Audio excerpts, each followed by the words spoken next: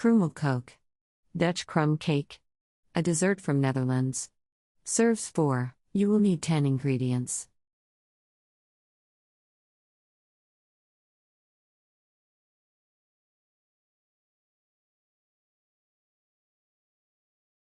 Step 1. Preheat oven to 350 degrees Fahrenheit.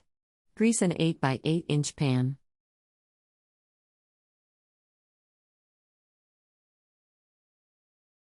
Step 2. Sift together flour, salt and soda.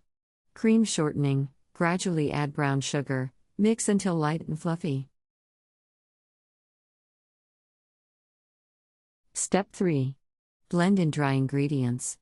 Reserve 3/4 cup mixture.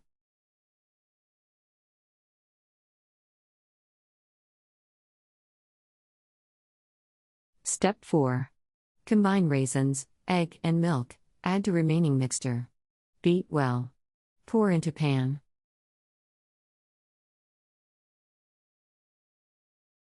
Step 5. Sprinkle reserved mixture over batter.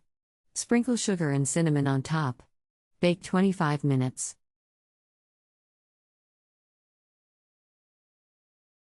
Country Reports, Culture, Countries, Travel.